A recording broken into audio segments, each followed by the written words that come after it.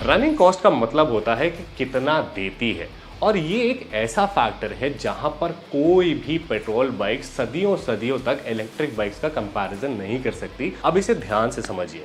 मान लीजिए कि हमें 80 किलोमीटर चलना है, तो 1 लीटर पेट्रोल आता है 100 रुपए का, जिसमें एक नॉर्मल एवरेज पेट्रोल वाली जो बाइक होती है वो 40 किलोमीटर पर लीटर का एवरेज देती है।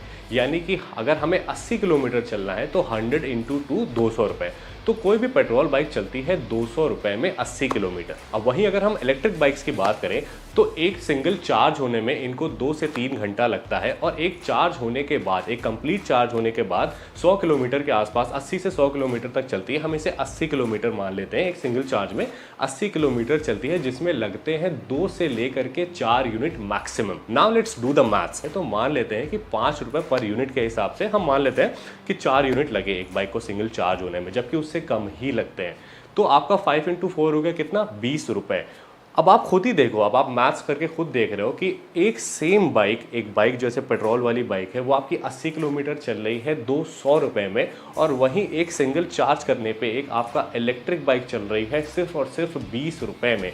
यानी कि बड़ा 10 गुना डिफरेंस है, 10 गुना ज़्यादा है पेट्रोल बाइक किसी भी इलेक्ट्रिक बाइक के कंपैरिजन में। तो ये एक ऐसा फैक्टर है जिसमें अगर पेट्रोल बाइक्स बहुत ज़्यादा तरक्की भी कर लेते हैं, पेट्रोल व्हीकल्स, तब भी वो इलेक्ट्रिक बाइक्स के या फिर कोई भी इलेक्ट्रिक व्हीकल्स के रनिंग कॉस्ट को कभी भी बीट नहीं कर पाएंगे, बिकॉज उसका फैक्टर है ऑयल।